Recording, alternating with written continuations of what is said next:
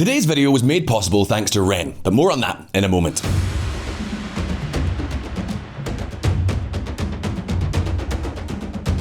Sri Lanka is starring in one of the most brutal crises of 2022. So brutal that we could say it is the Asian Argentina. This country is bankrupt. Store shelves are empty, and 5 out of 6 households are short of food. What's more, 22% of the population, around 5 million people, are in dire need of food aid. Fuel is also in short supply. Sri Lankans have been queuing up for 3 days to fill up. They also line up to buy cooking gas at exorbitant prices, if they can get it at all. Power outages of up to 13 hours a day paralyze businesses. Exams were postponed for a lack of paper, and hospitals across the country are also running out of medicines. Worst of all, what is happening in Sri Lanka is a crisis that was foretold.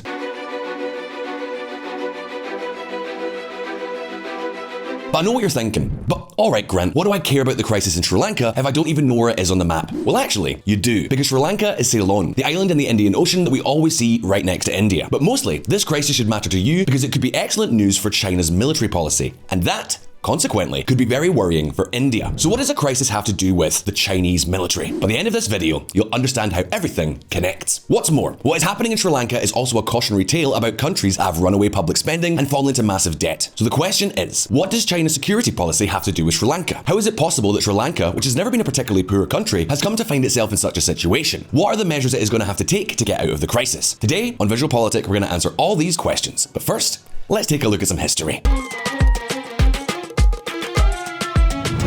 The sugar daddy of the Rajapaksa clan. The Rajapaksa family have dominated Sri Lankan politics for the past 20 years. Their leader, Mahinda Rajapaksa, has been absolutely everything in this island country: parliamentarian, minister, opposition leader, and prime minister, until he was elected president of Sri Lanka in 2005. By then, the country had been in the midst of a civil war against the Tamil Tigers for 2 decades. Mahinda Rajapaksa began his presidency with a brutal offensive against the separatist organisation. The Sri Lankan army was assisted by China, and in 2009, they achieved total victory. This fact multiplied the popularity of the Rajapaksas, of President Mahinda himself, but also of his brother, Gotabaya, who headed the Ministry of Defence with an iron fist. So they made a clean sweep of the 2010 elections. The opposition did not have the slightest chance. After 26 years of war, China offered its money to finance the reconstruction of the country, and the Rajapaksa brothers saw this as a great opportunity to make all their fantasies come true. How many fantasies did these brothers have though? Well, a lot, and not exactly cheap ones. Construction of the Lotus Tower in the capital Colombo began in 2012. At 350 meters, that's 1,148 feet high, the telecommunications tower is the second tallest structure in South Asia. It cost more than $100 million and was financed by China's EXIM Bank, the Export-Import Bank of China. China also contributed the $8.5 million needed to build the Nelam Pokana Mahinda Rajapaksa Theatre, to the great glory of Sri Lanka's president. These amounts are anecdotal though when compared to the more than $200 million price tag of the Rajapaksa International Airport in Matala, because hey, who doesn't like an airport named after themselves? It was inaugurated in 2013, barely 90 passengers a day transit through it, and its activity continues to generate losses. Of course, this was financed by China. Let me present to you a revolutionary concept in diplomacy: sugar daddy diplomacy. A sugar daddy is someone who pays you for your every whim in exchange for favors of all kinds. You know the kind of favors I'm talking about. Well, China became Sri Lanka's sugar daddy. China paid for all the luxuries of a dictator with expensive tastes. The problem is that this life of luxury comes at a price. What could the price to pay be though? This is where Hambantota Port comes in.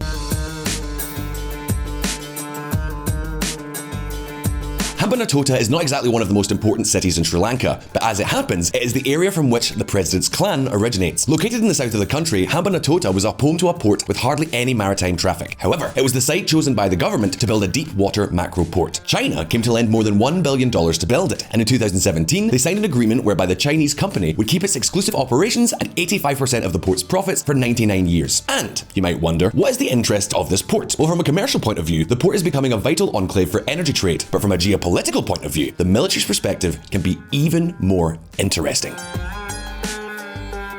As you know, China antagonizes India, and India controls almost the entire Indian Ocean. If India wanted to, it could block half of the commercial traffic going to China. However, if China could have a military port in Sri Lanka, the situation would change drastically. It would be like having a military base in that country. In theory, convincing Sri Lanka to let you build a military base is almost impossible, unless you become a sugar daddy. Do you understand the dynamics now? Well, relax, because we're not the first ones to have noticed it.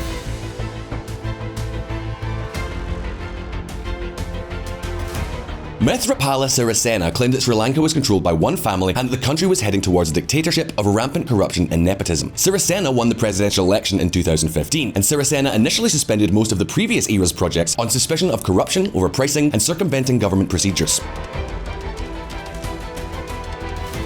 However, as soon as he set foot in the government, Sirisena resumed all the projects with China. Why?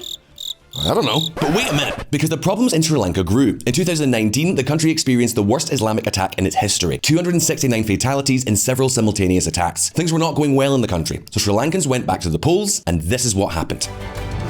Gotabaya Rajapaksa sworn in as Sri Lanka's new president. Despite their record corruption and nepotism, Sri Lankans once again bet on the Rajapaksas. The Kennedy dream come true. Gotabaya Rajapaksa as president and his brother Mahinda Rajapaksa as prime minister. Well, and his other brothers Basil and Jamal as ministers of finance and agriculture, his nephew Namal as minister of youth sports, and another nephew, Yoshida, as chief of staff. In other words, it's all in the family. And this is a particularly corrupt family. With this scenario, what could go wrong? Well, the answer is everything, as you will now see. But before we go any further, let me tell you about today's sponsor, Ren. Ren is a startup whereby you can offset your personal carbon footprint. They run life-changing projects to make our planet a little bit of a better place. An example of this is the project they fund in Scotland. With this project, degraded land is purchased and restored using reforestation and peatland restoration techniques. Tiny particles of basaltic rock are then obtained and spread over the forest land. When rain falls on the ground, the rainwater reacts with the basalt, raising the pH of the soil system. Rainwater has CO2 dissolved in it in the form of carbonic acid. As the pH of the system increases, more of the carbonic acid is converted to carbonates, forming solid minerals such as calcium carbonate. Once the carbon is bound to the carbonate minerals, it is very stable. So as a result, it will not re-enter the atmosphere for thousands of years. Isn't that great? This is just a small example of the projects you can support through Ren. By answering a few questions about your lifestyle, you can find out about your carbon footprint and how to reduce it. You can then make a monthly contribution to offset your carbon footprint by funding carbon reduction projects. Check out their work by clicking on the link below and do your part if you like what they do. In addition, the first 100 people who sign up will have 10 extra trees planted in their name. And now, let's get back to it.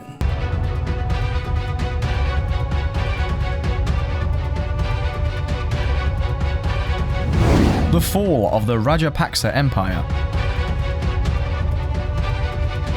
The 2019 jihadist attack resulted in a big drop in tourism. Foreign arrivals in Sri Lanka dropped by 1/6 due to fears of further attacks. In the months before the attack, 244,000 tourists arrived, while during the month after the attack, there were barely 38,000. Apart from the impact that such data may have on the country's economic growth, the most important outcome was that in foreign currency just stopped coming in. Before the attack, tourism brought in around 4 billion to the island each year. This reduction in revenue in Sri Lanka coincided with a government policy that does not sound bad at all, because Gotabaya Rajapaksa pushed through a tax cut estimated at $2.2 billion. The problem is that this tax cut came at the wrong time for the country's finances because Sri Lanka stopped putting money in the till just before the COVID-19 pandemic. Like half the world, the pandemic came as a shock to Sri Lanka. The various confinements to protect against the virus crippled the local economy and reduced the country's income by $8.6 billion. In addition, COVID-19 was a fresh torpedo against tourism. Tourism earnings fell from $4.38 billion in 2018 to just $500 million after 2 years of the pandemic. Against this backdrop, the major agencies downgraded Sri Lanka's credit rating to junk bonds. This made borrowing in the global capital markets virtually impossible for the Sri Lankan government, a country that was already heavily indebted. At this point, the Rajapaksas wanted to get out of the impasse in the way that their family likes to do things, as a family. So the Rajapaksa president, he talked to the Rajapaksa prime minister, and they called the Rajapaksa finance minister to tell him, "Listen, brother, how much money do we have left in the central bank? About 9 billion in foreign currency? That's enough. So, let's just dip into that stash to plug holes." The problem is that by now, Sri Lanka was straight up Swiss cheese. In 2012, there were some signs that something fishy was going on in Sri Lanka.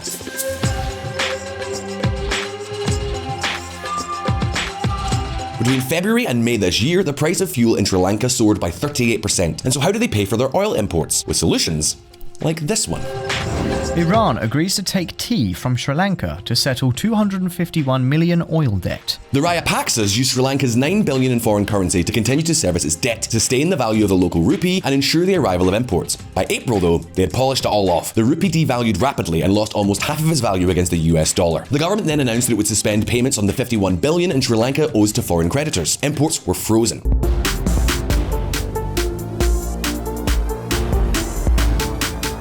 And that means the cost of everything from staple foods such as rice, lentils, milk powder, sugar, all the way to medicines skyrocketed. Fuel shortages coupled with drought led to continuous power outages. Many companies just stopped working. We therefore find ourselves with an economy paralyzed by the dangerous Sri Lankan cocktail: high debt, devalued currency, shortages, and one more ingredient that currently abounds: inflation. Sri Lanka inflation jumps to a record 60.8% in July. I am sure you now understand why we've been seeing mass demonstrations in Sri Lanka for half a year. President Gotabaya resorted to the army to silence the critics, but to no avail. When the protesters set fire to the houses of some ministers, he started to dismiss the rest of the family to calm the mob and keep him. But since Sri Lanka cannot be fixed in 2 afternoons, the protesters stormed the presidential palace directly. Gotabaya Rajapaksa is currently exiled in Singapore, and Sri Lanka's citizens are ruined for 2 generations. And the question is, how can Sri Lanka get out of this crisis? Listen up.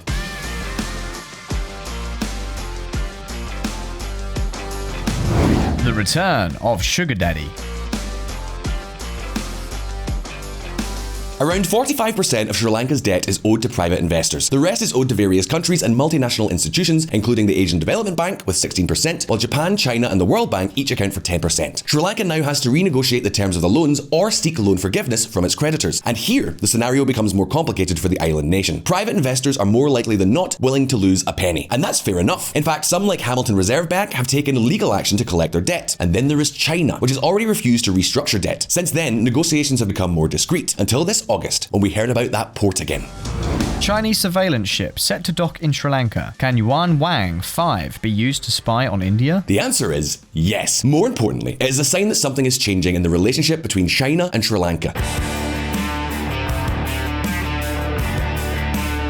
The management of the Hambantota port was granted to China for 99 years on the condition that they would not put it to military use. In fact, in 2017, they already denied a Chinese submarine from entering the port. But of course, today, the position of the Sri Lankan government is much weaker. How can you deny your sugar daddy to let one of his little toys into the harbour, when at the same time you are begging him to forget about your debts? It is clear that Sri Lanka will give China whatever it asks for. The new president, Ranil Wickremesinghe, is clear on what the priorities are now. When I've been Prime Minister on early occasions, I ensured that. And I will ensure that they will have 3 meals a day again. Sri Lanka is currently in negotiations with the International Monetary Fund for a bailout, but the new government is not going to have it easy. Internally, because the measures they are taking are very unpopular. Tax increases, cuts in public spending, privatizations. But externally, negotiations are going to be very tough. It is unlikely that the IMF will offer a bailout, unless China forgives the debt. So what's the problem?